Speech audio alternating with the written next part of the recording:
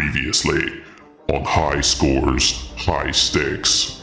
So, name that game the internet's newest, greatest quiz show. And speaking of which, Cardinal, last week's behaviour was shocking, man. The rules are as follows, boys. I read you the review. You get one guess each. If someone gets it right, they get the point. If neither of you get it right, I'll read you the clue. May I answer? Stray.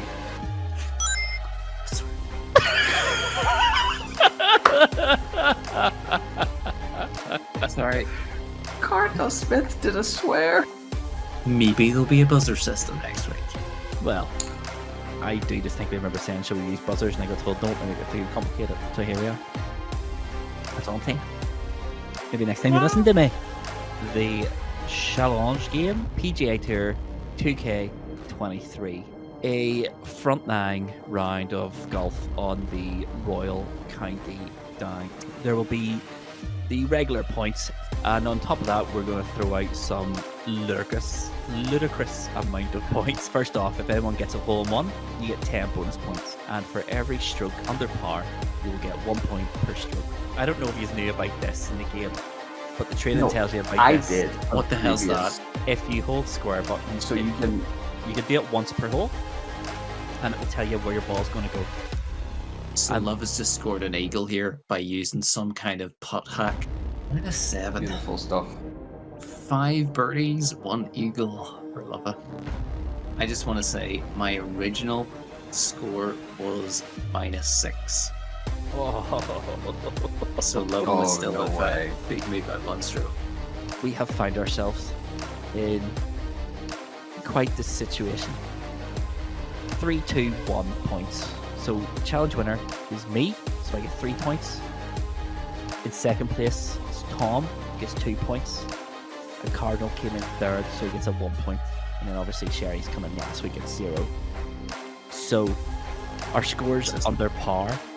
So I get 7 points.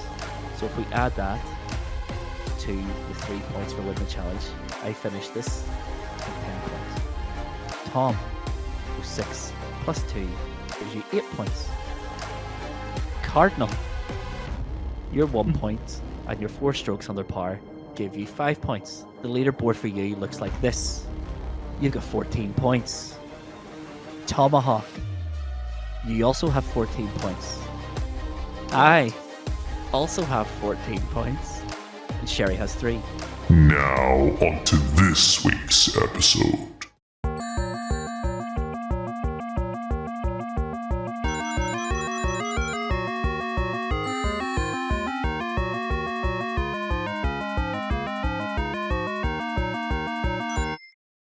Hi everyone, and welcome to Season 2, Episode 4 of the High Scores, High Stakes podcast, the podcast that calls the horde repeatedly again. I am your host, Mr. Luvva Luvva, and with me as always are my co-hosts. It's me, Cardinal Smith. Hi Luvva, how's it going? Yep, it's going well. It's going very well indeed, Cardinal. Thank you very much. And Good what about man. you, Tomahawk? Good evening, guys. Yes, I'm going to pretend that this isn't the 4th try that we've had of this intro. So I'm just looking forward to playing some games and talking about some games. Yep, we've did so many runs. Maybe we'll get to it. this. We've did so many run-throughs of this, my legs are tired. But anyway, what is High Scores, High Stakes? It's very, very quick, very, very easy. It's 4 friends, 4 PlayStations, many games, many gaming challenges, and 1 league, 1 winner. Last week, our gaming challenge was PGA Tour Golf 2K23. And it was quite an interesting episode. I think we all agree. It was quite interesting. Basically, it was front 9, Royal County Down, and for every stroke under par, you got 1 extra bonus point on top of the normal 3, 2, and 1 points that we give out every week. At the end of that episode, we found ourselves in a bit of unexplored territory in the High Scores, High Stakes podcast. Somewhat of a dilemma. Yes. So basically, the league table looks like this as it stands. We have Cardinal in first place with 14 points. we have Tom also in first place with 14 points. And then there's me also in first place with 14 points. And then there's Sherry with 3. True to form. True to form. Sherry is getting out what he puts in, to be fair to him now. He did say in season 1 he's here for a good time, not a long time. And then he isn't here. So I don't know how you want to work that. I mean, many mysteries in life. First one is, where is Sherry? Where is Sherry? Number 2, how much effort does he put into these things? And number 3, I don't know why he sticks around, but it's incredible to see. The perseverance of the man is incredible. And without him, the podcast would be a little bit poorer, wouldn't we? I think having a golfing class, a golfing gaming class, makes it a little bit more fun, a little bit more interesting. Makes his story arc to victory even greater. That's it. Until we have a COD week. And then he's going to clean up house. He knows. I mean, tonight's challenge game is a first-person shooter. Maybe he's done something magnificent. Who knows? And speaking of who knows, does anyone here know what Cardinal Smith's been playing this week? I guess there's only one way to find out, and that's by asking Cardinal _Smith_. What are you playing? Fantastic. You love that catchphrase, don't you? It's the best thing about this podcast. I'm not gonna lie. This podcast gets to be 90 seconds long. Yeah. I just love saying that. It becomes a soundbite for TikTok. Thanks, Cardinal. Thanks for asking. I guess thanks me for asking. You're Cardinal. Self. I'm not Cardinal. I went back and played some PGA golf, just like a single player game, just for a bit of, because I included Luvva's cheat of putting, because Tom was the real winner of episode 3. Okay, I was second, Sherry was third, and Luvva should be disqualified. Right. Okay. I believe an in-game engine. So I just want to say I was playing PGA this week. Okay. Hold on. No, I'm just saying. And then I played some Mountain Blade 2 Bannerlord in the PC, and it's unoptimized. But anyway, you see, now this has been the topic of conversation since we recorded the last episode. Is putting hacks? My playing habits. Putting hacks, as you call it. Putting walls. I am going to go out and say here that we all used the triangle button on our initial drives. Everyone can see that on the gameplay footage from last week. We all used the triangle button. There is absolutely no difference from using that to using the square button. And in fact, when you did come into our group chat and say you cheated, I did throw down the gauntlet and say, if it's so easy, beat -7 on the front 9 of the Royal County Down. Have you done said challenge, Cardinal Smith? I've not. Yeah, exactly. Exactly. It sounds like grudge chip. Luvva's fishing for a grudge chip. I was trying to encourage Sherry a private chat to throw a grudge chip off. Oh, incredible scenes. I still think you should throw a grudge chip in the direction of Tomahawk, because Tomahawk's submission came after the deadline. That's all I'm saying. But the thing is, though, I'm gonna side with you on this, Luvva. The pot assist is like integral. It's been in the game for the last 20 years, I would say. I don't know, man. Across EA and 2K, so it's been in. It's there to be used. If we don't want to do the tutorial to use it, that's kind of on us, though, Cardinal. You have to admit. Guys asked me what I was playing. I just gave a wee answer. You seem to ruffle the feather here or two. Just give yourselves a little tickle on the back. Let's find out what else has been happening. Well, no, I want to circle back. Actually, I want to circle back. You did say another game there, and kind of just give you grief on Tiger Woods. What were you playing? Bannerlord. Mountain Blade 2 Bannerlord. It's the sequel to Mountain Blade Warband. Oh, and that. It is. It's really cool. So it's a single player medieval sandbox game. Mm-hmm. Where you can build an army, and it's very good for big siege fights with like hundreds of other warriors of various types. It's really cool. But Bannerlord is so too early to be released. Okay. There's bare Oh, bones really? story systems. There's less in it that there was in the Warband, the original game, and it's essentially the same game. Right. Okay. Now, you did use a word there 3 or 4 different occasions. It's really cool, and I think we have different definitions of the word cool, Cardinal. But without lingering too much on what is and what is not cool, because I'm sure we'll get loads of comments telling us that we're both wrong and what this is what cool actually is, and then a picture of David Hasselhoff in a red pair of Speedos or something. So before we get that, let's ask Tomahawk, what are you playing? So I've only been playing one game this week, and it's a doozy. It's Sea of Stars. Oh, okay. Ooh. Left field pick from Tomahawk I like today. this one. Now, I installed that when it came available on PlayStation Plus, but talk to me. Oh, I've put Spoiler-free, of about course. 8 hours into this. It's incredible. It's such a nice wee game just to detach from everything else, any kind of big, heavy, story dense, like sandboxy type games. Just a wee turn-based, over the top or top-down RPG. I love it. I don't even know where I would be in the story. I feel as if I'm like, but there's a lot of narratives that are starting to creep in, and you're thinking this could be another 6 or 7 hours worth of storyline into this. No, I'm really, really enjoying it. From my understanding, it's like a 30-hour game. Really? Yeah. Ooh. So I think that's my understanding. It's about 30 hours, 40 if you're wanting to 100% it. That's interesting though, because so it's it's quite one of rare. those games.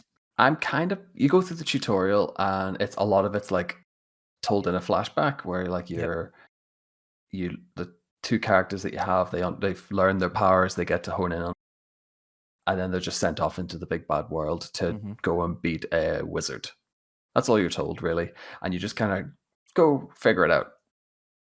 But the problem with it is it's very much like you'll go do a load of battles, get to the town.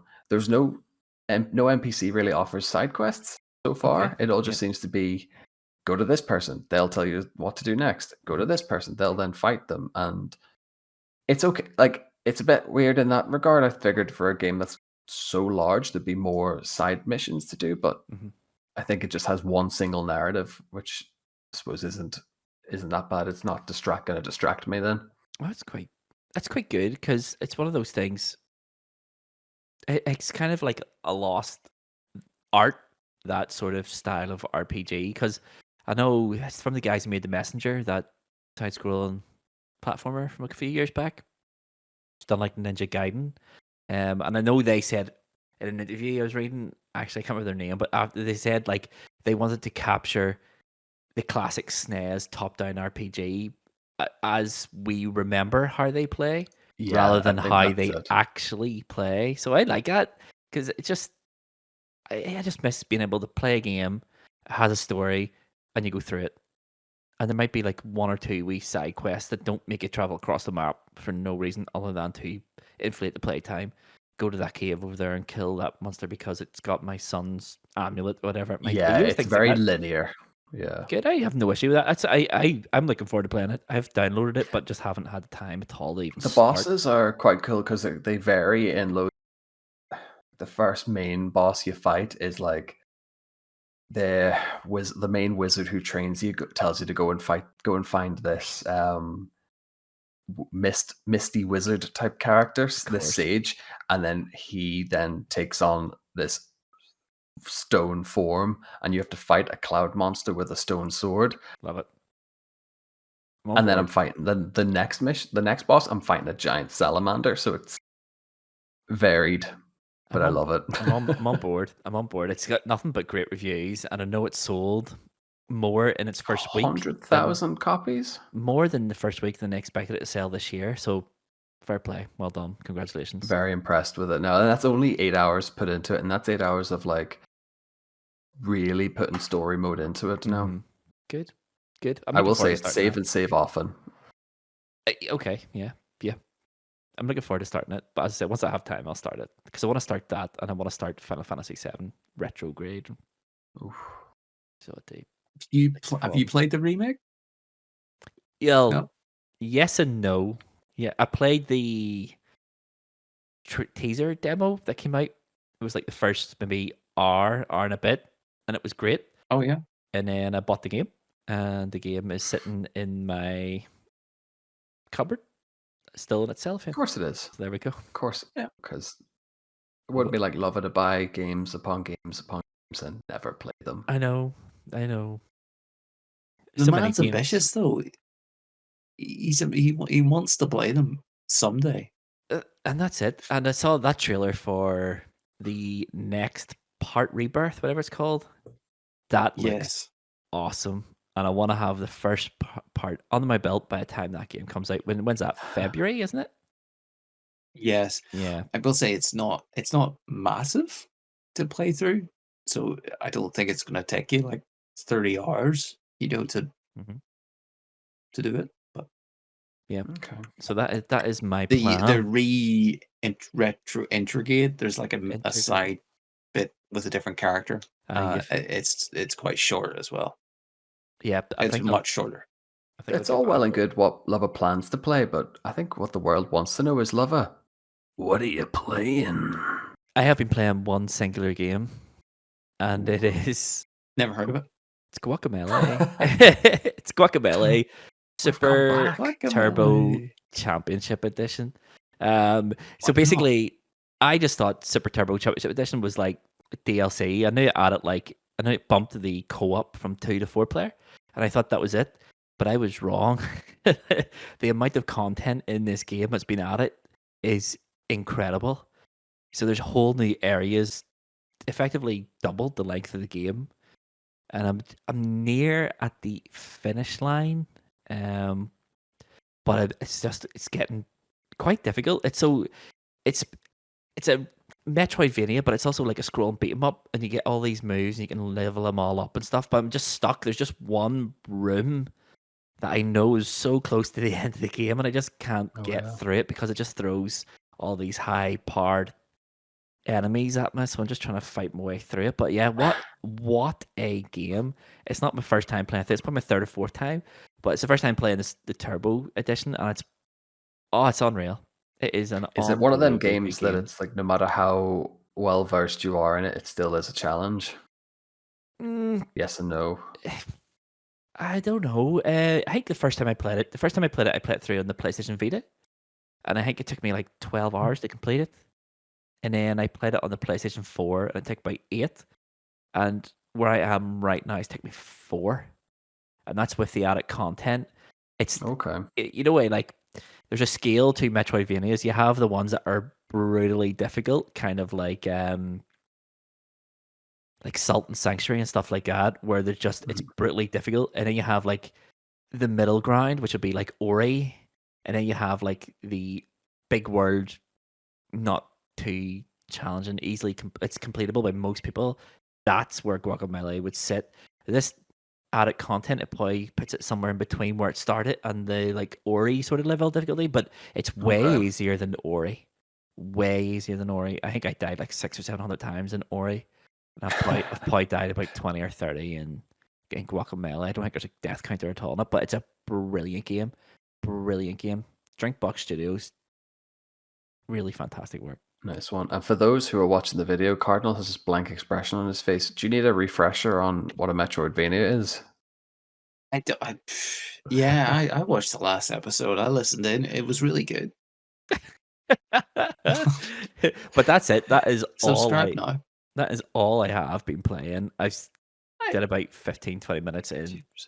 I also like how Cardinal thinks that game is called Metroidvania as well. So it shows how much rave reviews. So good. Get into them. No. That's enough. No, we won't. You'll sell me to them. You've described them what they are. Next week, Selby. I think you should buy and play the Metroid Advance Collection. Or Castlevania Advanced Collection. I think you'll love them. I think the whole aesthetic of them and just everything about them, I think you'll love. It takes Metroidvania platforming, semi-decent combat, but puts them on top of an RPG layer. I think you'll love it. Especially Aria of Sorrow with the soul system, where you can take 2 souls and make new items and stuff. Unreal. Why isn't this a part of our podcast where we have a gaming recommendation? Yeah, it's a good point. There we are. It's, nice one. You get the jingle. You start it up. You do the legwork. Oh yeah. Hey, and you do an impression for that part. What do you recommend? I mean, not wrong. Speaking of new sections to the podcast, let's move on to our new section, which is, of course, the greatest game show on the internet. It's new. It's great. Cardinal's getting hammered in it. It's Name That Game. Okay, Name That Game, the latest, greatest game show on the internet.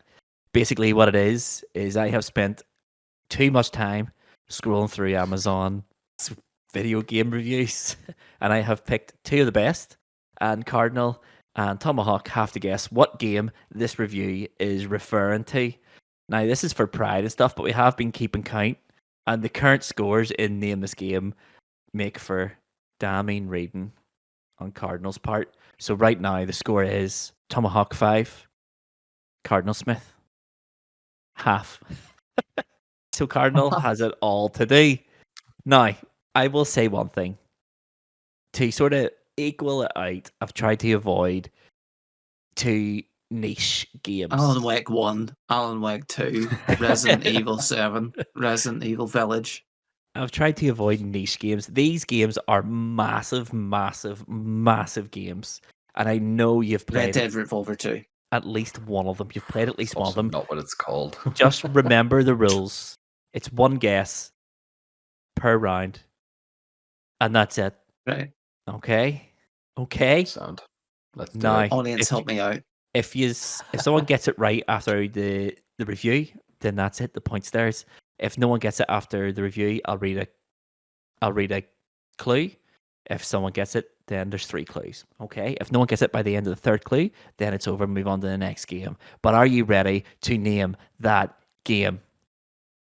Yes. Okay. Game number A.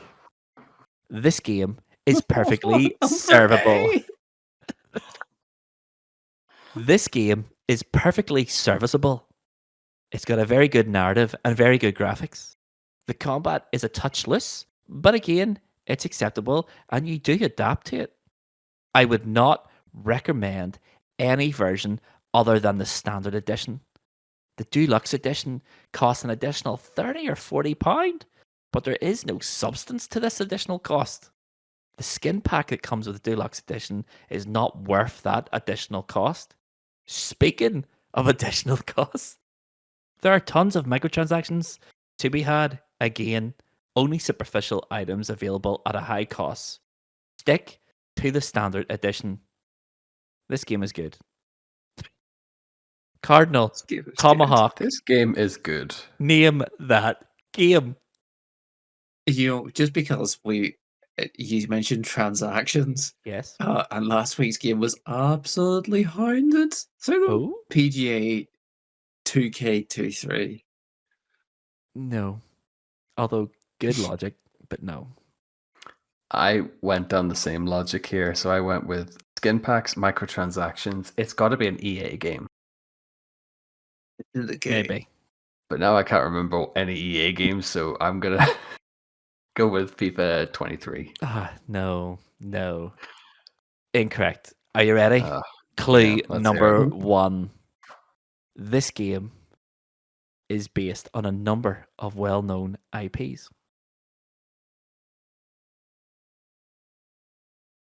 Is it Disney, Bulbasaur, Speedway, Houndy Boys? I have no idea.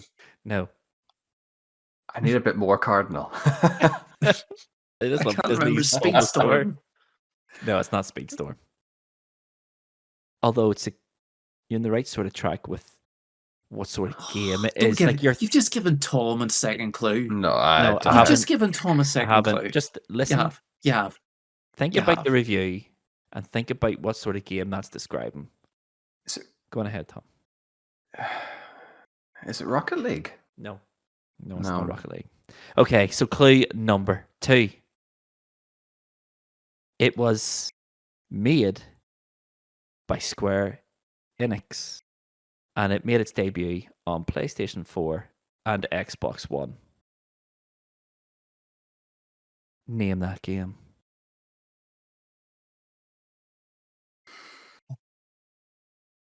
You can't Google it, Cardinal. No. This is.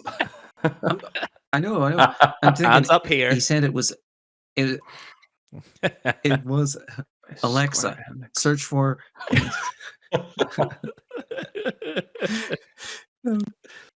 What? So it involves multiple IPs. Mm-hmm. I'm going to throw a guess out here because I know it's probably going to be wrong, and I might be thinking of. It's not like Assassin's Creed Odyssey, is it? It's not. No. That was made by Ubisoft and not Square Enix. That's right. Yep. Cardinal, do you want to guess? I don't know any Square Enix games. What You do they do? Loads of games. You've talked about at least 2 of them tonight. Okay, clue number 3.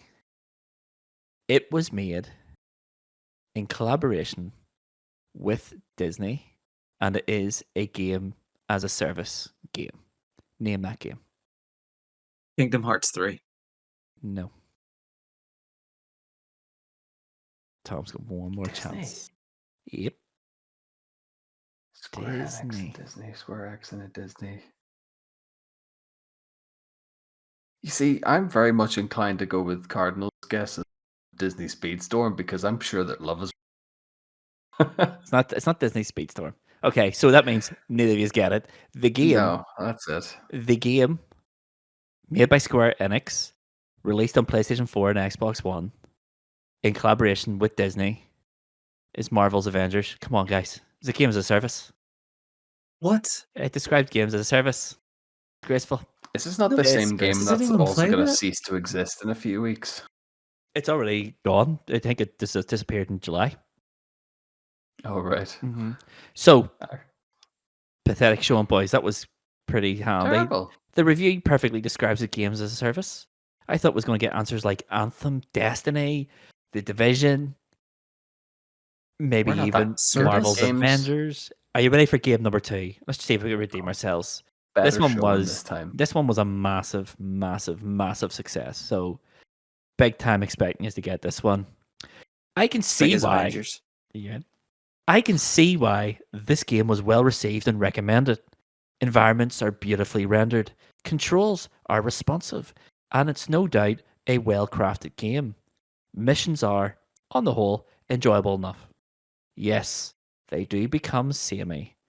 Clear out enemy camps, rescue villagers, find this, find that, etc. But that's what these sort of games comprise of, so it's fine by me. The only cons I can really point out are 1, and it is a flaw of so many so-called open world games, in that it can become a bit drudgy, traveling between missions. Yes, you get fast travel after visiting a location, but it's not always available. Then it's back on your horse for 5 or 10 more minutes of galloping across a map. And number 2, you can't skip cutscenes! Question mark, exclamation mark, exclamation mark, question mark. Why? I do not know. Because they can be lengthy and boring. It would have been nice just to get on with the action. But overall, definitely worth playing. Recommend it. Name that game. Red Dead Revolver 2. Nope, there's no such game. Redemption. No. I never played it. But I did try the first one, and you're on a horse for so long you got bored. Never mind. I don't.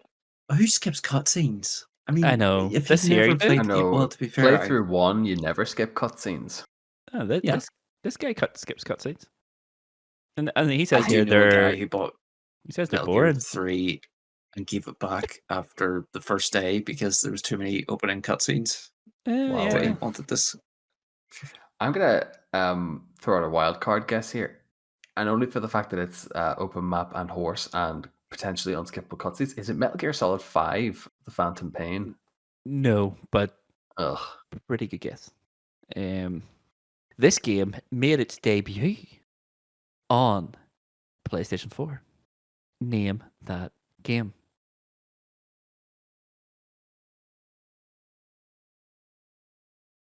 Think about Is what it you know. Horizon Zero Dawn? It is not.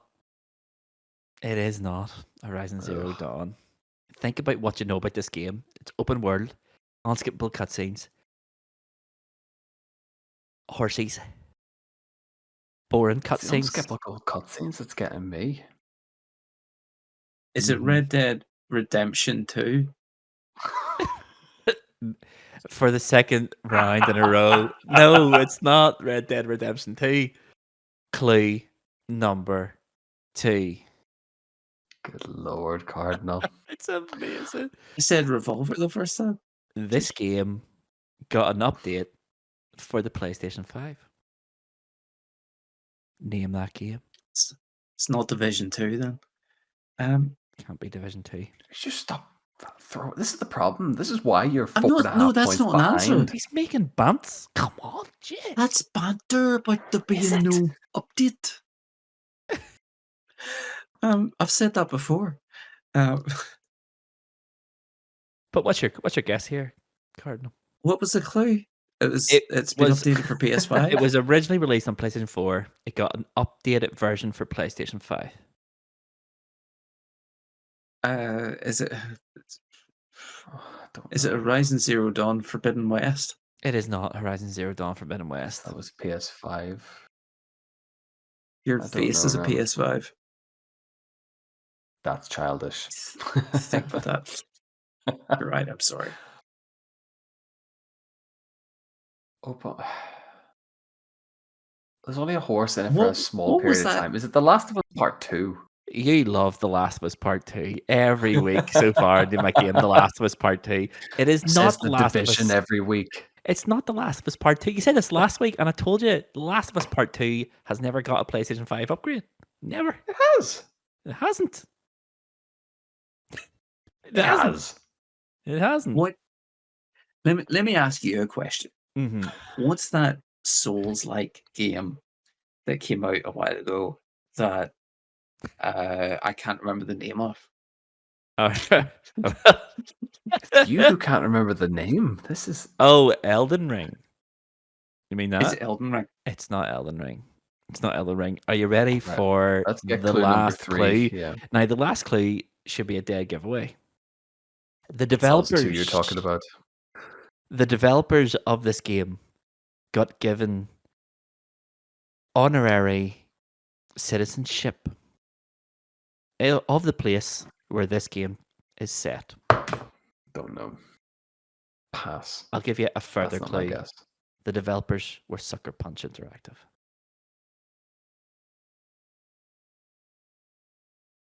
Who are they? I don't know. That didn't help. That made it worse. That put me further away. So no guesses this one. This one's easy. You're going to kick yourselves as soon as I tell hang you the on. name of No, the game. no. Just No, wait no, a second. Just wait a second. Google it. This brings me to the sad truth of, for the first time, name that game has ended. Is it Ghost of Tsushima? It was Ghost of Tsushima. I wonder how you knew. It was Ghost of Tsushima. Bloody So let him have yes. it. I think he's earned it. No. I didn't even know. I didn't even know there was a horse. Yeah, what a great game. Have you never played that? No. Honestly, you need to play that. I installed it, did the tutorial, and kind of forgot about it. So yeah. Is that a I success? Did it do I well? understand we do the only gaming podcast on the internet, so to speak. Yeah. But yeah, I haven't played Ghost of Tsushima enough. Wow. No, you haven't. Mhm. Because it's one of the best games on the PlayStation 4. It's incredible. You honestly, it's one of those games you have to play it. It's honestly brilliant. It's right up there Yeah, with but the if you're best of Tom, PlayStation 4. is it Last of Us 2? Tune in next week when Tom is playing The Last of Us 2. Right. Here's what we're going to do, right? We are going to start doing, I don't know, like Game of the Month Club. And you're going to play the best that PlayStation has to offer. That's and fair. Ghost of So it's just Tsushima book club, but game club. Ghost of Tsushima is going to be one of those games because it is a game that deserves to be played by absolutely everybody. It's absolutely fantastic. It's as good as anything else in the PlayStation 4 except Bloodborne. But it's brilliant. And you two need Never to play played it. that either. It takes Good lord. Good lord. Right, we're definitely doing that. Right. This has angered me now. So name a game was an absolute disaster. So it was Ruined that segment. an absolute disaster. Probably never to return. My Does 16 Cardinal get the point? Are we No. allowing him to... No. Okay, fair Google enough. got it, not Cardinal. Yeah. Google has a point, which is so the leaderboard at this moment is Tom on 5, Google on 1, and Cardinal on half a point. So that's the new score system here, Cardinal. What a redundant segment. Google. I think we successfully One. wasted 10 minutes of podcast there. Absolutely brittle. Absolutely brittle. I apologize to our listeners for what is undoubtedly an absolute disaster. The poll underneath this is going to be asking, did you get it at home? Right? And Yeah. I'm not sure people would have. I guarantee That second one, Ghost of Tsushima, was a tough bunch of clues. I don't think it was. They Horses exist in every game. I still don't know. I still don't know where they get citizenship for. Tsushima. Japan. What's that? It's an island off the coast of Japan. Is it? Yes. Oh, I would It's never actually- known that. It's actually Sounds fictional. It's actually a really funny story. So Ghost of Tsushima takes place during the Mongol invasion of Japan. And you play the role of a samurai who is trying to claim back his country. But when the game came out, I think it was Eurogamer made this article saying, this is everything. I think the article was somewhere along the lines of, this is everything wrong with Western developers. They have appropriated a whole culture of people with this game, and it is racist. And then within about 3 days of that post going live, the people of Tsushima have approached their government and said, we think these people who have done this amazing job of showing the beauty and grandeur of our island deserve honorary citizenship. And that's exactly what happened. So you had Eurogamer being offended for people who absolutely loved the game. I think it became one of the best selling. I think it might be PlayStation's best selling Western developed game in Japan. It's a brilliant. I brilliant remembered game. why Amazing I game. stopped playing it. Because the title is called Ghost of Tsushima. I assumed you were playing a undead, ghost-like, had loads of abilities samurai. You're right. It's too spooky. That just didn't happen. I'm just a regular dude on a horse. No, you're not. I felt robbed. You're not a regular dude. We're playing this. We're going to do some sort of Game of the Month club. You're playing this game, and you will realize why it's called Ghost of Tsushima. It is incredible and deserves to be played. And speaking of games that deserve to be played on a podcast, let's get straight to our challenge game this week. This week's challenge game is a throwback to Season 1. Episode 4, Season 1, Back for Blood. The infamous Back for Blood. The infamous episode in which Tomahawk failed miserably in his quest not to die in a very, very simple game. And cost us all points. I mean, let's be fair here. No one else cost us points other than Tomahawk in that game in Season 1. Nobody finished the level, so we're all equally to.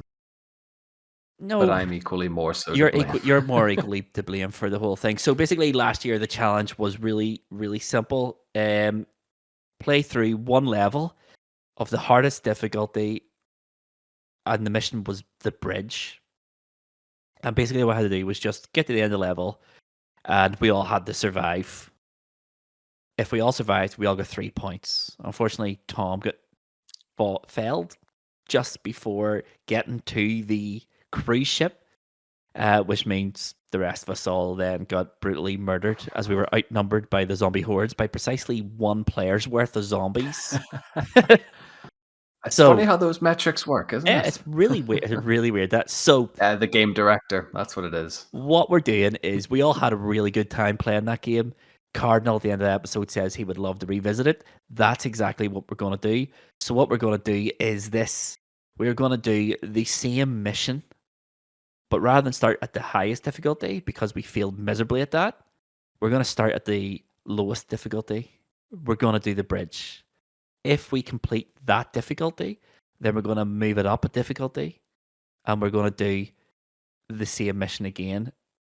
Now, when you jump up a difficulty in this game, the start points for the missions get knocked back. So in the second difficulty, we're going to have to do 2 missions back to back. If we can do that, then we'll get 2 points, and we'll put the difficulty up. So once again, that difficulty is going to knock us back at least another mission. If we complete that, then we're going to get 3 points. And then there's a 4th difficulty. If we can complete the bridge on the 4th difficulty, then we'll all get 4 points. So which is the entire chapter, I believe. It will be. Yeah. By that stage, it'll be the entire chapter from start to finish. 4 missions on a brutally hard difficulty that loves to do nothing but spawn special infected. But what we're talking about right here is there's a lot of points up for grabs. A lot of points. So what we'll be looking at, 1, 2, 3, 6, 10 points again. 10 points. And then we might even throw out a wee bonus point for MVP. Let's bring back the cardinal number and find out who the MVP is going to be. So that's what we're looking at. That's what we're going to do. So without any further ado, let's get to the gameplay.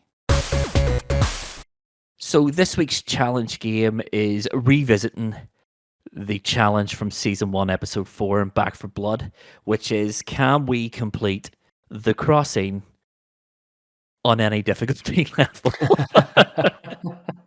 In Season 1, the answer was a resounding absolutely no. Basically what we did in the first season was we started at the hardest difficulty and then worked our way down until we could complete it. This season we're doing the reverse. We're going to start on the easiest difficulty and we're going to work our way up through the difficulty levels. So the crossing on recruit, I believe, is the lowest level. Recruit, yeah. If we can do it on recruit, then we get 1 point each. And then we kick it up a notch and move it up to the next difficulty, which is veteran. If we can complete it on veteran, then we get 2 points, and then we kick it up a difficulty. If we complete the 3rd difficulty, whose name escapes me, but I'm sure I'll remember it at some point. No Hope, is it not? No Hope's the 4th. Ah.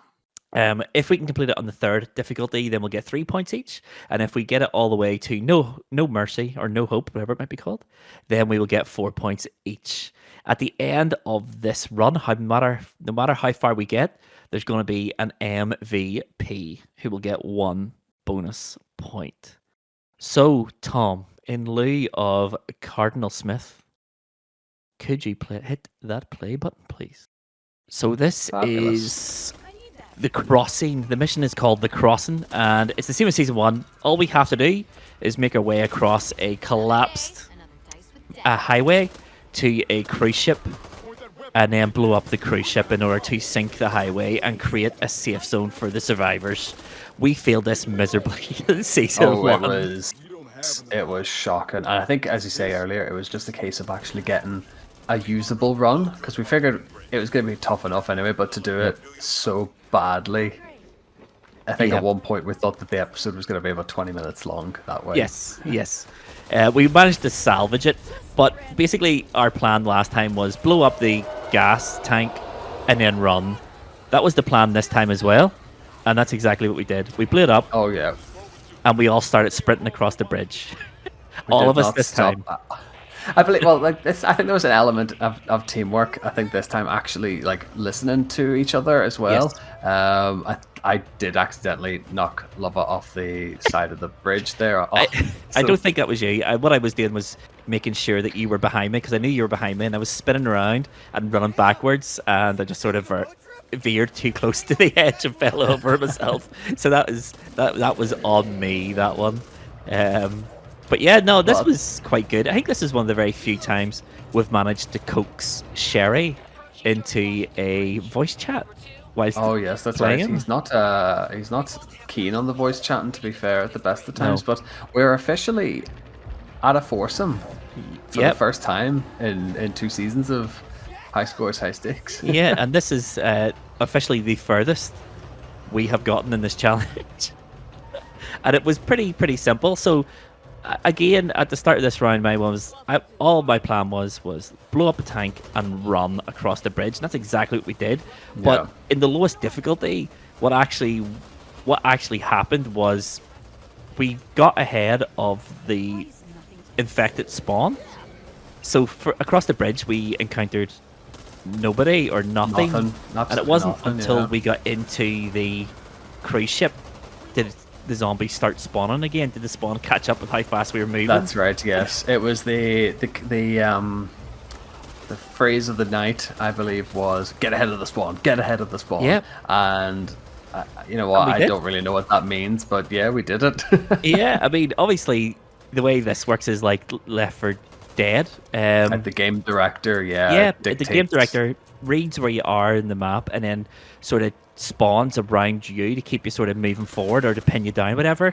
And what happened at the start, we flew past it, so you don't actually see it. There was a load of special infected in the opening sort of courtyard before you blow up a tank. We didn't engage any of them, we just blew up a tank and ran. So the director was playing catch up with us and we just didn't stop running at all. That's it, yeah. And obviously once you get to the cruise ship, then the map comes to an end. You know, you're dead ended. So the spawn catches up with you. You're confined to the tiers as well, so you basically have to go from off the boat back onto the boat to the bottom of the boat back up to the top of the boat, so it's quite condensed in several floors, really. Yeah, and the good thing about playing it on the easiest difficulty as well is, one, we all learned the layout to the level. We knew where the plant points were, and we knew what sort of ways in, ways out, and we could sort of get best possible routes in and out of the cruise ship, and that's exactly what we do here. We're absolutely flying. I think we're just about to getting to the plant room. I do say we do regress back into old ways. I think at the start of this run when we were at the bridge, we were like, right, we'll split into pairs and we'll go and tackle each generator as we need to.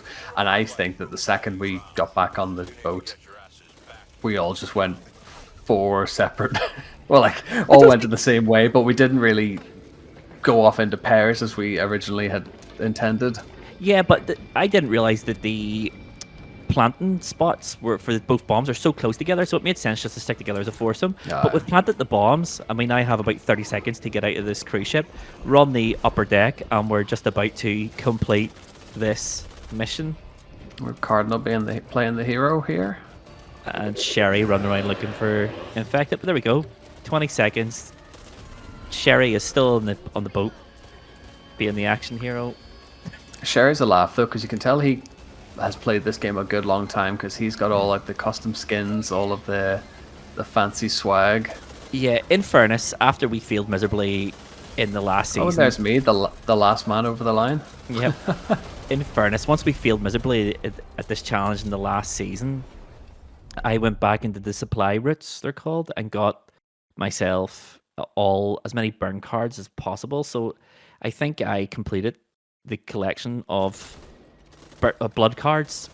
So I had a load of like perks for the team. So I had like stamina perks, health perks, defense perks, and all that sort of stuff. Yeah. I just picked all the cards that could give us a team boost to give us the best possible chance of completing. You're starting to play the game as the game's meant to be played. As the game wants, and it was significantly easier. It wasn't easy, but it was significantly easier. So we've bumped the difficulty up to veteran, and we learn one of the mechanics of Back 4 Blood, and that is the higher you go up the difficulty scale, the less starting points there are for the missions. So in the easiest difficulty, you can pick any chapter you want and just play through whatever chapter you want.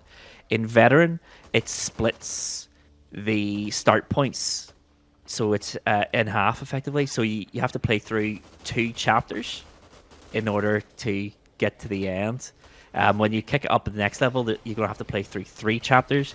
And then in the hardest difficulty, No Hope, it is you have to play through all 4 chapters in one go in order to be successful. So it was a spike in difficulty I wasn't expecting, and I don't think any of us were, because we searched for ages in the menu.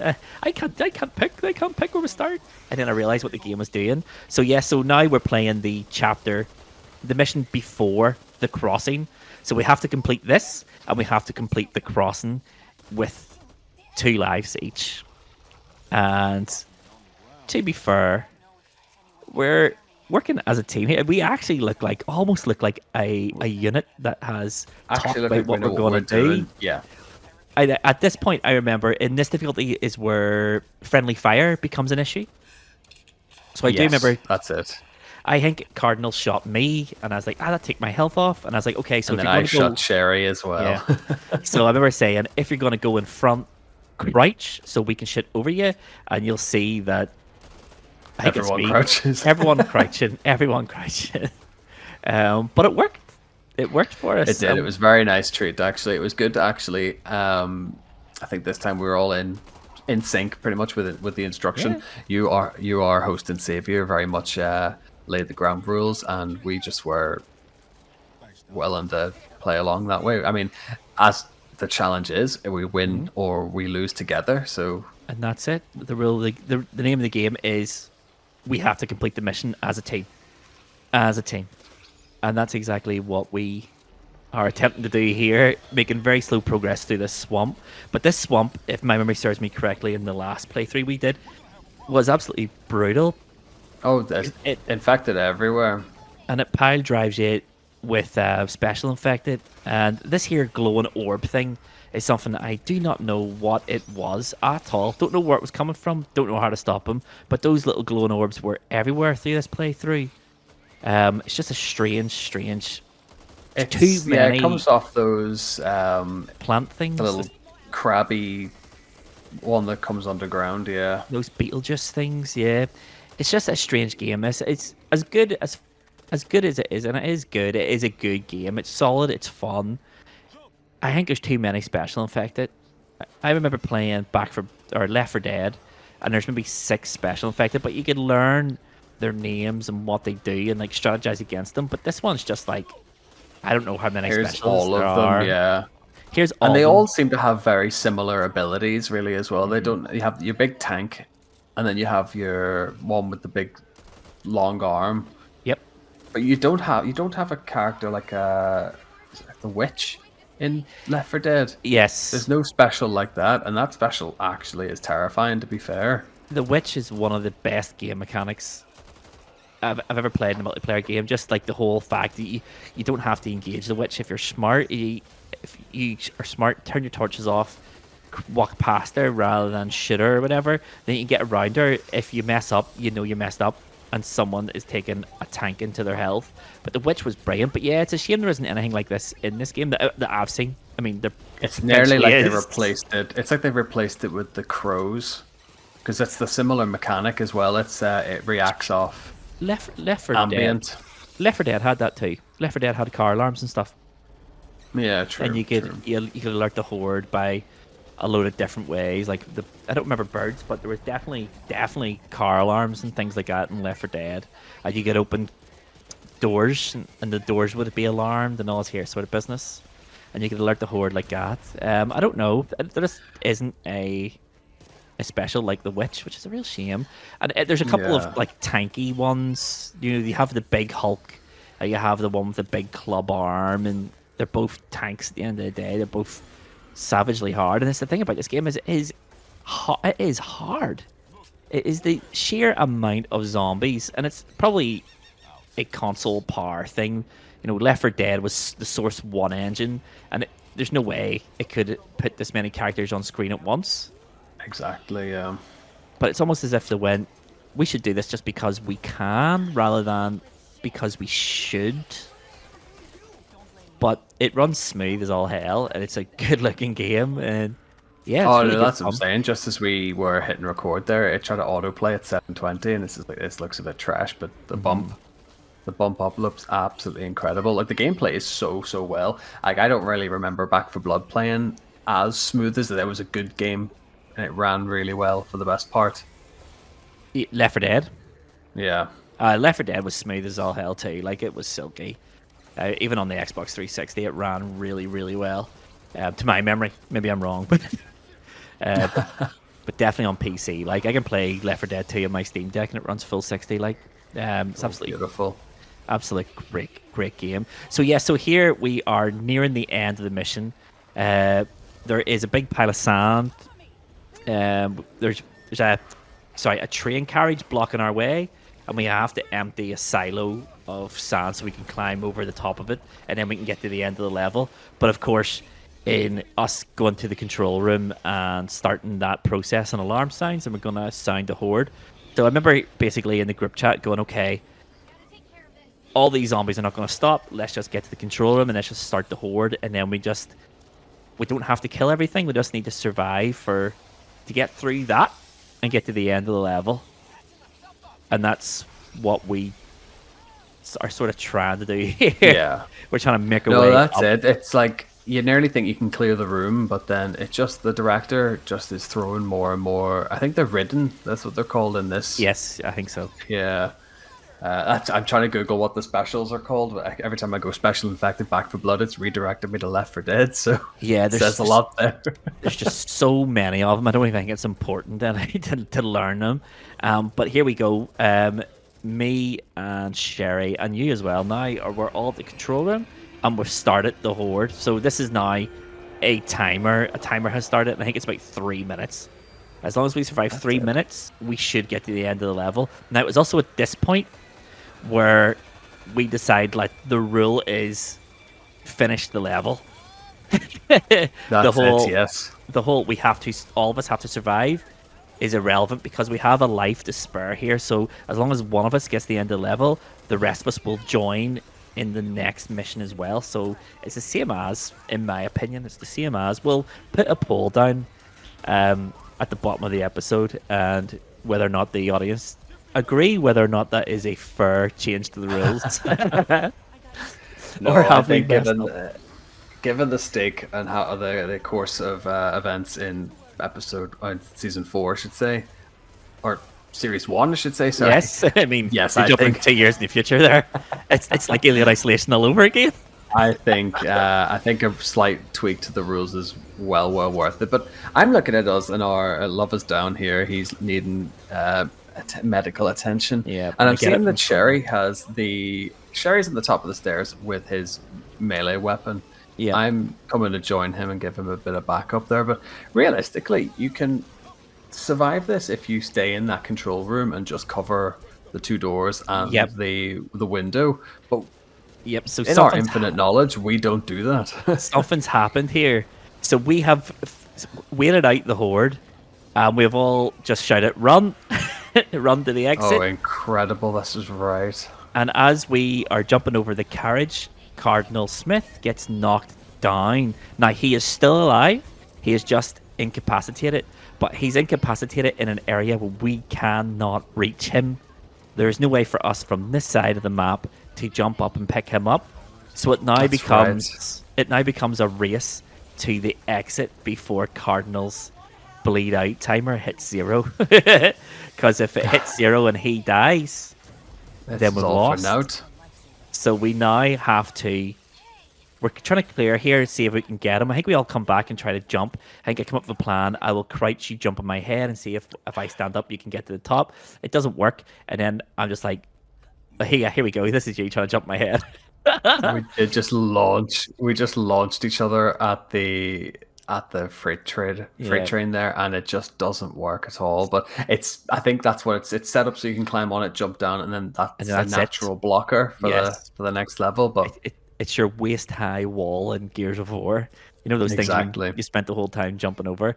So it now becomes I think it's this point I'm like, right, we need to finish this level before he dies. And that's exactly what we do. We go to the next room, and I think I just shout, sprint.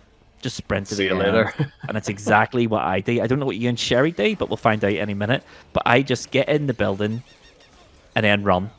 And I just run straight to the end. I take a wrong turn at one point, meaning I end up in a dead end. It was very much notes of season 1. It was very much, oh, don't worry, you'll get the spawn point, you'll be back, we'll get you together again. And I actually believed you this time, to be fair.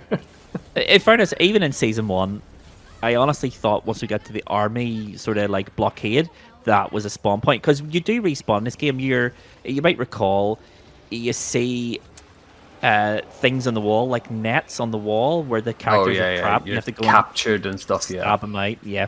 So the respawn points are real. And this one we just close the door thinking this is a safe room. I was like, oh, this isn't a safe room because there's no exit. And then we have to run across, I think we have to run down the stairs and then across that went up the stairs. Sherry just doesn't stop with the baseball bat. He just is mowing them down. Sherry's character perk is every kill he gets with the melee weapon, he gains a bit of health. That's right. So that's why he's using that. And there we go. We have done mission 1 of veteran difficulty. We are officially halfway through the second difficulty level. So now the next mission is going to be the crossing. When we get to the crossing, we stood in the safe room, and I think it was Cardinal was like, what's the plan? And I was like, it's the same as last time. Get ahead of the spawn. And that became our mantra. Get ahead of the spawn. Let's get ahead of the spawn. And shall we do a spoiler here? Do you think, Tomahawk? Why not? I think give everyone a little treat for a change. Spoiler alert. It kind of works. It doesn't work as well as it worked in the lower difficulty, but it does kind of work. If you treat the crossing like we do, I don't think you'll have much issue on any real difficulty level because you can beat the director by running really, really fast through the levels. I'm looking at this. I'm just looking at the next level loading up here with the corruption cards. And the corruption cards is what the director essentially deals, and that's what's to come sort of in your run, essentially. Yes, this is your challenge, yep. Because I was looking at that thinking, like, why do I don't want to play these. Why am I was looking for ways to, like, discard them, but no. No, the corruption cards are, it's basically the deck that the director has, and it's the things that he can do to make our run more difficult. So it's usually things like, double the special infected, or, double the damage they do, or half the damage we do. There's loads and loads of corruption cards. So those corruption cards, I don't like the way it shows you after you pick your deck. I think it would be more fair if it would show you the corruption cards and then let you pick your deck, and then you can pick things to counteract the I nearly like director. The AI is counteracting you. Yeah. I don't like that.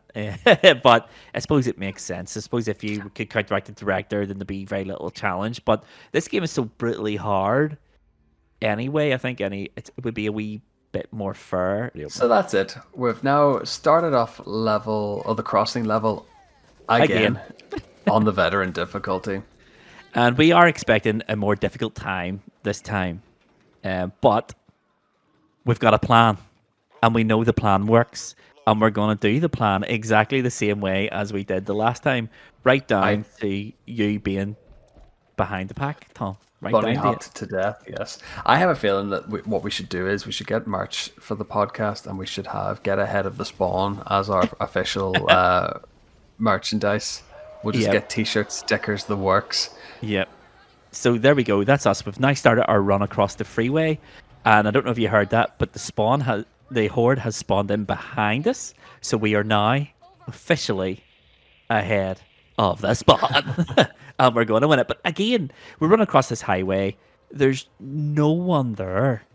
There's absolutely no one. Cleaning house there in terms of, getting ahead of the director and everything there. Because I think looking back, even as we were looking at the stats, just to kind of scrub the data, our kill counts were quite low in this level. We're quite low overall. Really low, and that's because we met well very shows. little resistance. But here we go again. We are on the top floor of the cruise ship, and we're going towards the military blockade. Like, in Season 1, this was inconceivable that we would get this far, because we played the game as it wanted it. We should be playing the game, not the game. The game shouldn't be playing us, and that's exactly what we're doing here. And it's brilliant, because it works. It clearly is a useful tactic, and in specifically this level, is the director is going to try to stop you from progressing. But if you just progress, what's he going to do? I think in the sort of spirit in the podcast, though, that's what we're playing for the points here. But I think if we're playing this casually, I think that we're playing to clear the hordes that way. I think if we died 100 times doing this crossing, we wouldn't be as broken up about it. But because there's points on the line, there's a cup to be played for. That's it. There's where it does game mechanics, everything, how you play the game gets sort of thrown out the window that way. More importantly than all that, our pride took a kicking in the Back for Blood episode in Season 1, and I was not gonna let that happen, not a second time.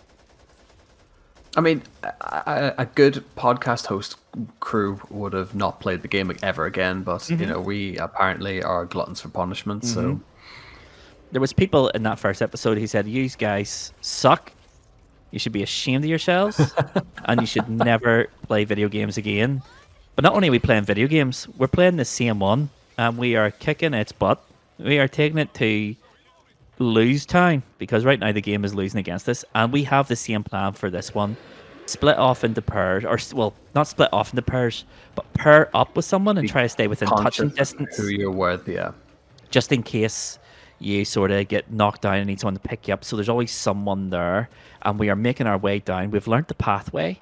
We now know the optimum way down, but more importantly, we know the optimum way back up, and we are working it out. First bomb has just been planted, and now we're making for the second one, and it's been minimal resistance here.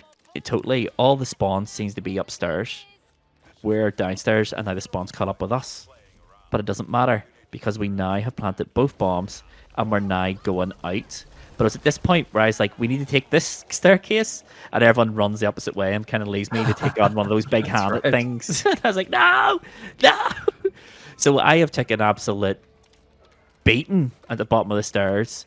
My health is pretty low, which means my running speed is slowed right down. But once again, we're on the top floor of the cruise ship, and we're making our way to the completion point. Oh dear! And now me and you were downed. We've both been knocked down, and we're currently in the group chat screaming, "We need picked up! We need picked up!" But look at this; it's happening. We're working as a team. Cardinal Smith is trying to come back and pick us up, but there's like 4 specialists. What I think is a brilliant piece of beauty about this is that Sherry's just gone on ahead, and he's played the game as, "Oh, I finished.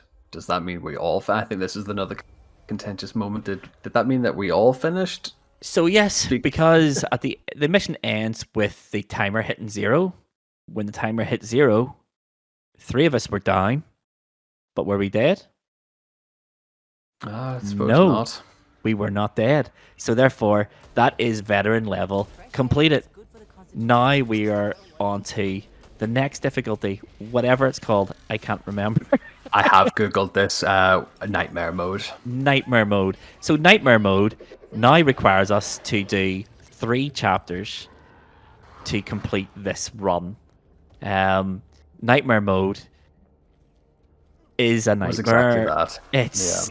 It's really difficult. It just tight quarters combat against behemoths and a load of zombies, and more than that, I think there was a load of environmental sort of challenges the to ones get that through. are embedded in the wall. There's the specials embedded in the walls as well, and they catch you out as well. And the floors are sort of falling apart, and if you fall into a hole, then your character automatically goes into that holds the edge sort of stance and things like that. Yeah. And it's just a difficult. This is a hard map, just because of all those factors together. And there's a lot of locked doors as well, and I think whenever we think it's going to be a loot drop, it's actually 5 infected sitting Yep, and it sort of corrals you to go through all these alarmed doors. So you get to your room, and there only has one door that opens, and it's alarmed. And as soon as you open it, then the horde is on you, and it's just like, ugh, not this again. But this is where we start meeting resistance, I think. This difficulty separates the wheat from the chaff, shall we say. And yeah. This is the first one I think we encounter like SWAT infected, so they actually have like Armor and armored stuff. helmets and like bulletproof vests and stuff like that as well. So Yeah, and yeah, this is when it we was start. definitely the most resistance. And this is when we start utilizing like the game mechanics a bit more. You just saw there, I think it was Cardinal was healing me, and just a lot of stuff like that as well. In this, we are trying here. We're trying really hard. We're in constant communication with each other. We're constantly trying to strategize. We're constantly trying to go to plan B. If plan B doesn't work, plan C. And there's a lot of improvisation going on. You just can't hear us talk. But it's just this is really difficult. I mean, like it's all well and good having the ferry boat part because it's basically just straight up, straight down. Whereas this is actually a bit more strategy to, sweep each room. Everyone has to kind of essentially have to work in pairs, have to work like, monitor your 12 and 6. It's a lot more work that went into this one. Yep, and as it's the same as the last difficulty level. Friendly fire is on. Became a big issue in this one. And friendly fire is not only on, it is turned up, so we're all doing heightened damage to one another.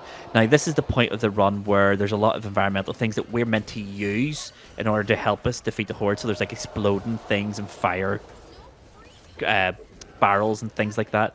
But Sherry is in the group chat, but not talking. Do you remember this? And he's throwing all these barrels here, there, and everywhere, and not saying anything, and then we're shooting it, and then we're hurting ourselves in the fire, and all this here. So our business, I guess it's no one's fault, but it's just we're all running low on health except for Sherry, Cardinal. who's the... It's just mad. It's just the damage is ramped up, the number of zombies is ramped up, and the danger that we present to each other is also ramped up. Oh, now, we're a victim of our own ignorance in this one. Yep, I think was this the run that the game put up the message on screen? Cardinal Smith is causing a lot of friendly fire. Do you want to kick him? It may be a run after this. It may have been after the challenge, or I'm pretty sure it may have been like after record. But yes, he very much. There was definitely a bit of a nuisance. There was definitely a point where the game gave us the option to kick Cardinal Smith because he was causing so much friendly fire damage to everyone else. And then, if memory serves me correctly, Cardinal Smith had the gall to say, "Tom, you were causing a lot of damage there, mate." And we were like, "What?" That footage will be sitting somewhere. We'll clip that and we'll pull that off as well, I think. He's just we were all like, what? Did the game actually give us the option we had to vote on whether or not we were kicking you? Oh, beautiful. Oh, I think great times. He lives in his own wee head about that. He was convinced that he wasn't the problem, and no, that was utterly phenomenal. Yeah, so there we go. That was another example there of, I think Sherry has shot the barrel himself and then ended up blowing himself up there, incapacitating himself. So we're pretty close here to the end of the level. We're not doing too badly. Now, it's a struggle and it's a challenge, but this is the way the game should be. But this is what I'm talking about. We're now in a room where there's a horde, well, a small horde coming after us, but the only way to progress is by opening the door, which has got a security warning. This door is alarmed. So we know as soon as we open that door, a horde's going to come, and then we're going towards a standoff. So this level just seems to be horde. That's it. Yeah, it's a lot of there's a lot of standoff moments, a lot of horde points basically as well. But I think the problem that we're having, we are just all huddled together, pussyfooting about. Basically, we're not making a decision on this front. Really, we knew that we had to open that. I don't actually think that door was alarmed. We just didn't want to open it. Really, no, it was alarmed. There was a warning on it saying this door is alarmed. Oh, okay. So, but we did just sit for a long time and not do anything, and that's me. So I died. Yeah, and now I am also. I'm actually dead as well. I'm not because it's 3 downs, and then you lose your and life. then you Yeah, lose your life. Yeah. and that's it. So now we're in a situation where, unless someone gets to a respawn point, we can't win. But we'll see how it plays out. But we are now at the point where the challenge is unwinnable because there's my corpse there in the rubbish where it belongs, to be fair. The worst part is though, you're watching Sherry and Cardinal trudge along, and you can see our like silhouettes to. Oh, you can rescue them or you can bring them back.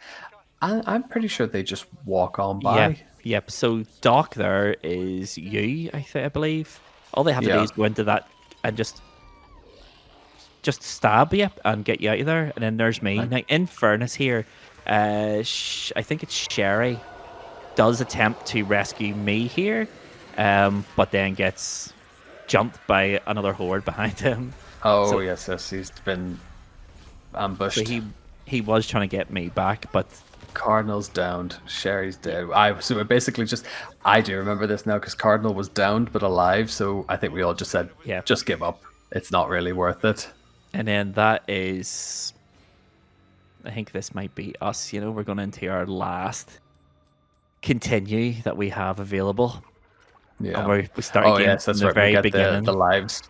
It was awful. I think knowing that we had to go back through that hotel or the apartment block was just miserable. Soul destroying. It was just like, cause this bit is so hard. This bit is so difficult because if any special comes at all, you're trapped. It's so heavy on resources. Yeah. That's it. Yeah, your bullets as well. You can't hold that many bullets, and you eat through them. Especially in this difficulty, they're not sponges by any stretch, but it takes a lot of bullets to put an infected down. And I think that's why Sherry's being quite smart by using this melee character. You can see there every time he swings it, he glows green, so he's getting health back. This is just a disaster. You're down. I'm pinned. Yep. And it's all going Pete Tong. We're very early in this level. I'm back up. We're coming to you, I think, here.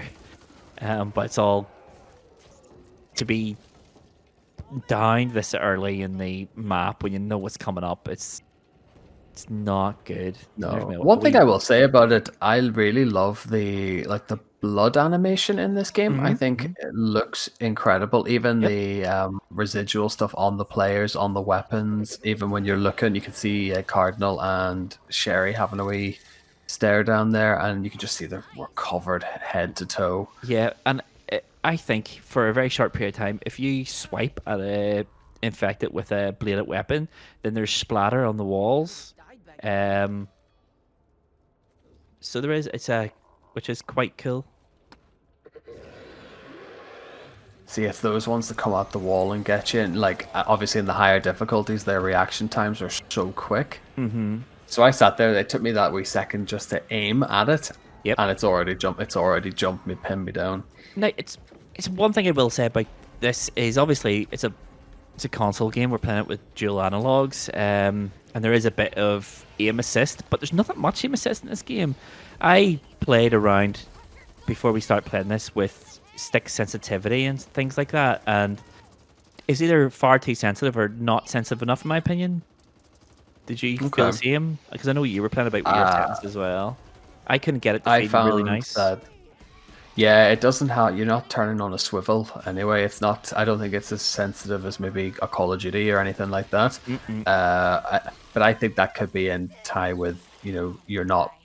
The characters themselves aren't soldiers. They're not like that. They're just normal people. Because I think that's kind of a really clever way to have game mechanics, especially. Because I think we touched on this with Alan Wake. He doesn't turn like a soldier. He doesn't perform like a soldier. So it feels weird and clunky. And I think that's kind of the point. Speaking to the player that you're playing as. Yeah, but I think I get that, and I think it's a really good point actually. But I think look at us making gaming points. I know, how good are we? like we know what we're talking about. The only thing about that is these higher difficulties kind of expect you to be really precise, and it's hard to be precise. I suppose that's the point, isn't it? But it just sometimes, especially with these specials, because the weak points in this, shooting the weak points makes a massive difference in this game to just tanking the damage into the body. If you hit the weak point, exactly, yeah, it picks them down really fast. But in this one, it's just so hard to hit their weak points. But this is another one we're sort of all staring at it's only just now that we've activated the winch for the bridge. Yep. Whereas we've spent a good minute or two there trying to clear the room before we start the horde. So we're riddled with indecision in this run, and I think it's what starts to cost us big time. Yeah, big time. It's just, I think we were rattled because we had flown through the first two difficulties, and we did fly through them, to be fair. I think we got a wee bit complacent, and this one has kicked us right. Well, that's me and you dead again as well. We've actually died earlier than usual. Yeah, again, now they have to get to the spawn point, but now they have a whole area to fight through. More than what they had the last time. And they didn't get this the last time, so make of that what you may. And there's Cardinal Smith down again. And I think fair play to Sherry, he's like the sole survivor for the most part of this. Yep. And he makes this conscious decision to just kind of batter on, really. You know, the horde's going to keep coming anyway, doesn't he? He does now. See, this is where the director loves it, because it knows they can't move. Yeah, exactly. And it just pins them, because you can see them like in the next room, but they're not moving essentially until Sherry starts to heal. Yep. And now, fair play to Sherry though. Sherry has successfully raised Cardinal, which is some going. But now it's just, there's specials here. You can hear the specials left and right. And there's Sherry gone. And Cardinal's also gone as well. That is it. So we have failed that run, and thus ends the triumphant retribution story, the redemption story of the High Scores, High Stakes podcast. Not only did we successfully do the lowest difficulty, we successfully did the second difficulty, and got absolutely massacred in the third difficulty. But here, it's two more difficulties than what we did in season one. So if that's redemption achieved, I think. If that is not a story arc, I don't know what is. I'm sure there'll be someone in the comments of this going, "Oh, you still suck." I could do that by myself and bots. You're lying, because the bots in this game are awful. I've tried with bots. They're awful. They're shocking. They don't know what they're doing. No, they don't know what they're doing. And that's why the person in the comments saying how bad we play this game and he could do it with bots is nothing but a liar. I don't buy it, and I don't believe it. Do you know what I do believe in, though, Thomas? What do you believe in, Luvva? I believe in giving points out, so shall we get to that point now? Oh, yes, let's do it. So, at the end of that redemption arc and success in the Back for Blood, exactly the way we wanted it. Exactly the way we wanted it. We have picked up points. Yes. Quite a few points, in fact, Tomahawk. Quite a few points. So here's what happened there. A quick recap of the challenge. Recruit, done. 1 point each. Veteran, done. 2 points each. Nightmare was a nightmare. Not done. No points. And because we failed Nightmare, we didn't even attempt No Hope. It's probably a good thing. It's probably apt. I think the last time we played No Hope, we got about 6 foot into the level. And yeah, if I remember correctly, we opened the door and got swarmed. I think, if I remember correctly, when we tried, the last time we tried No Hope, Cardinal Smith died 6 foot behind the entrance to the level because he got killed by the pushing us along.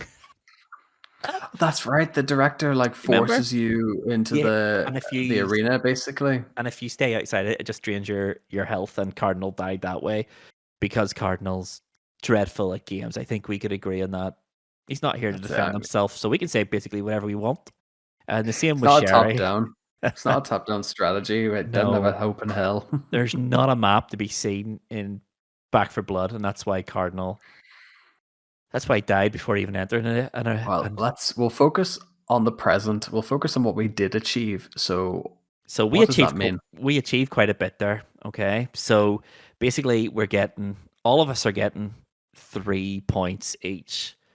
So that means, as it stands, the league is as follows. 4th place, Sherry, 6 points. In 3rd is me with 17 points. In 2nd is you, 17 points. And Cardinal is 1st on 17 points. So we're no further along with regards to... We're not breaking this deadlock. This deadlock's not going to... But it was never going to be broken because of the nature of this thing. But what we do have, and what could potentially break the deadlock, is the bonus point for MVP. Oh, so now we have to decide who is the MVP. Now, I have a name in my head who I think deserves to be MVP, but this is not a democracy. But I want to hear what you think, Thomas. What do you think? Who should get MVP?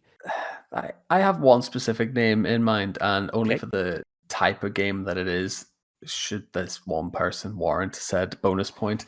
Now, because Cardinal's not here, we kind of have to do a little bit of math and formula, because this is what we love to do on a gaming podcast, is mathematics. Ugh, not more. So I'm going to cast everyone's mind back to season 1, and I believe a little unknown fact of the Cardinal number. I believe anyone is familiar with it. I'm having flashbacks. I'm having like Vietnam flashbacks to this. Well, good, because I'm not going to torment you as much as Cardinal did last year.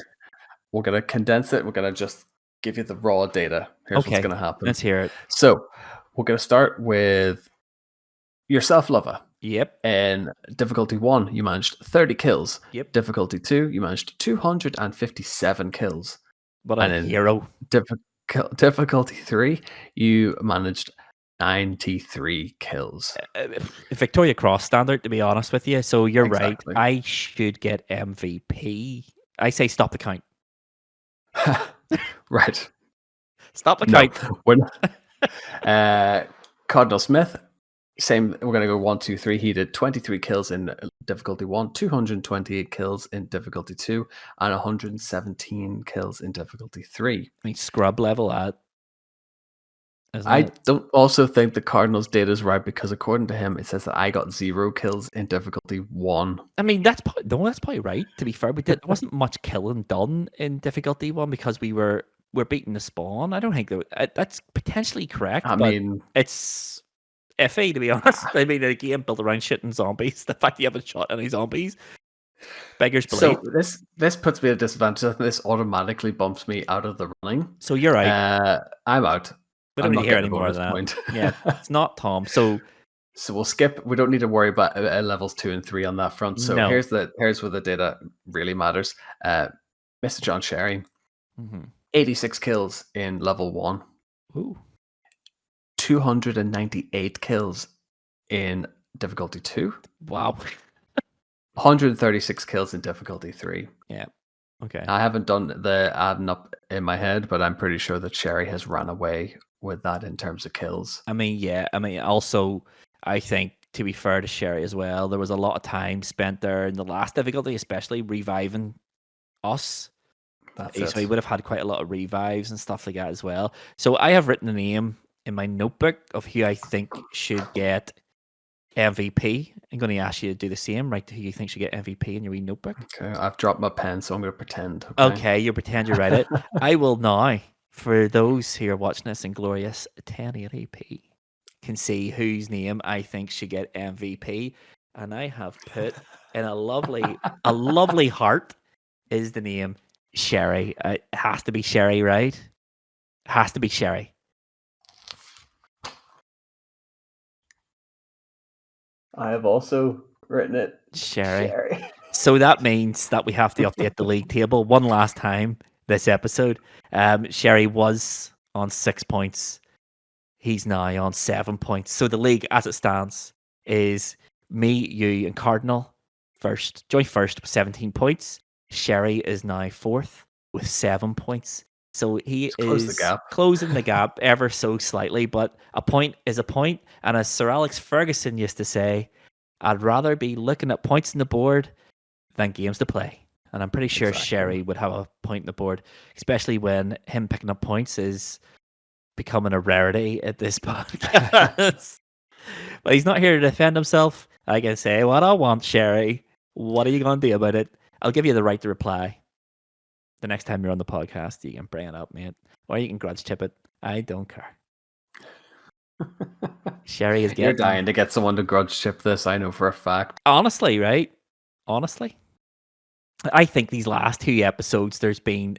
Now, that neither have involved me because I am a clean, good-spirited gamer who just wants fair competition every single week. That's what I want. That's the dream.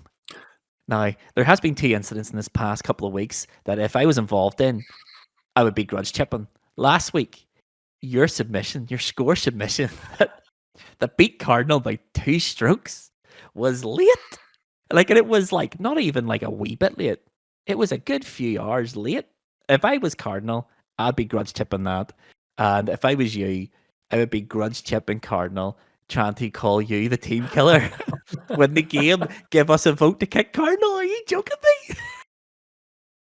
Like, if it was me in the receiving end of either of those 2 things, there would be an extra game to cover in one of these episodes. I'm telling you that right now. In future, if you're late, you're getting a 0. Tomahawk. Oh. As I said, it's going to have to be cutthroat. We were too nice in season 1. So let's get to the wrap up. 3. That is it, Tomahawk, mate. Season 2, episode 4 is all wrapped up. We're no further along with the league table deadlock that we've seemed to be stuck in, but Sherry has closed the gap ever so slightly, and we're looking pretty decent. We're having a pretty good season so far, I think. I think so. And as we go into episode 5, we're near halfway through this season already, mate. Crazy. Absolutely crazy. No, I mean the deadlock has yet to be broken, but I think now we're, without giving too much away, we're at a point now where it's a lot of single player competition. I think a lot of normal points resume. Yes, and that starts next episode. So next Monday, our challenge game is going to be Trials Fusion. And our challenge for this is going to be, we're going to play 3 tracks, and we're going to go with the Eliminator sort of model. So in the first track, all 4 of us are going to race each other to the end. The person who finishes that level last is out. Then we go on to a second track where it's the 3 remaining players. The last one to finish that track is out. And then finally, the third track is going to be between the 2 players that are remaining. And whoever wins that race takes home the 3 points. It's going to be interesting. It's going to be interesting. Trials is a game I used to love on the 360. I love Trials. And I played the sequel, which escapes me, and also the second sequel as well. I think Fusion might be the third sequel. Okay. And I played it when it released, and I have not played it in a very long time. So I'm going to have to get some practice in this week. Get a bit of a... I'm going to have to polish up then on it. No, I'm exactly the same now. It's just, you'd steal a few minutes, a few tracks here and there. Like, it's just a case of, it's remember the controls and remember which one resets the level and which one resets the checkpoint, because we'll discuss more next week, I think, on that, on the hints and tips, we'll say. We will. The good thing about this one is it's an individual challenge, and it is going to split us 3. We're starting to break everything up again, yes. And to my knowledge, there's no bonus points here, so it's all just pure 3, 3, 2, 1, 0. And we will see what happens. I can't wait. It's going to be fast. It's going to be furious. And we might even get Vin Diesel as a guest. We hope. That's it. You're listening. And speaking of guests, why don't we invite our listeners to come and interact with us on everywhere on the internet? So if you want to take part in the challenges, if you can beat The Crossing on Nightmare difficulty with bots, and you want to share that with the world, that revolves around high scores, high stakes, then take a video of you doing that. Throw it on our Discord channel. The link to the Discord is in the description of this very episode. So go and do it. Once they're there, you can find a channel for every single challenge we've done. If you want to take part in any of them, throw your times into those chats and have conversations with the people who are there. We are starting to get a few folks chatting in that Discord, which is good to see. Absolutely, yes. We're starting to get, I think when you start asking people what they're playing and do they like games, you tend to get responses, which is... People do tell you that they like this game, and if you don't like that game, you are incorrect. Thankfully, we haven't got any of that. It has been very, very civil, very, very good chat about games, and it's all being very positive, which we'll love to see. If you want to see more of games that you could and should have been playing in any given day in PlayStation history, make sure you follow us on Twitter /x/threads. The Facebook thing. That still exists. Because that's exactly what we do there. We go through the annals of PlayStation history every single day and pick a notable game that released in that day. We also have Instagram. So it's Instagram /high scores, high stakes podcast. Podcast, yes. We are also on TikTok, tiktok.com /high scores, high stakes. We are also on YouTube, youtube.com /high scores, high stakes. And I don't think I'm forgetting anything else. Twitch.tv. If you want to see me, Tom, Sherry, or Cardinal stream a random game, it could be just a random game. It could be a map game for Cardinal. It could be like a survival horror for me, or a Capcom game. It could be, I don't know, some massive open world role-playing game for Tomahawk, and Sherry's probably playing COD. If you want to see any of that, make sure you get yourself to twitch.tv /high scores, high stakes. We don't really have a schedule, but we will be trying to get on there more now. It'll be very fast and loose. It'll be as and when our hectic schedule will allow for it there. But no, I think there's been a few people who have said the channel's there when he is getting going. So we're going to put heads together and hopefully get... Yeah. It'll be the loosest schedule on earth. It'll be as and when it suits. But I think it's just going to be a platform to play some other games that we're not maybe talking about on Discord or not challenging each other to on the podcast here. So, and that's it. If you want to chat with us while we play games rather than listen to us playing games, twitch.tv is the place to go for that. And then finally, if you're listening to this on Spotify, every single episode we put on a poll and we put on a Q&A. The Q&A is always revolved around things like how we can make the podcast better.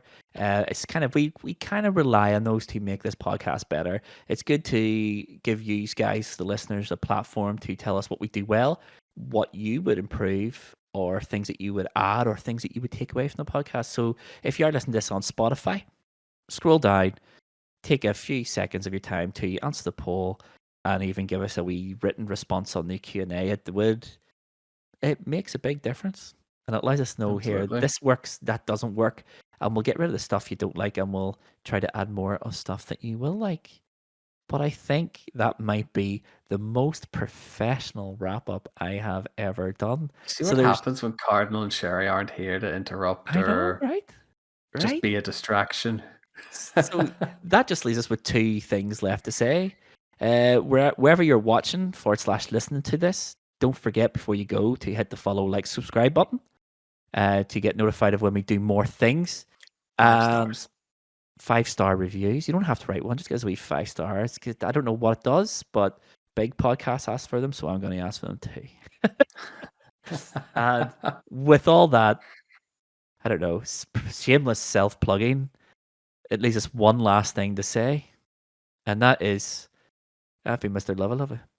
This has been High Scores, High Stakes. See you Monday. Love you all. Bye.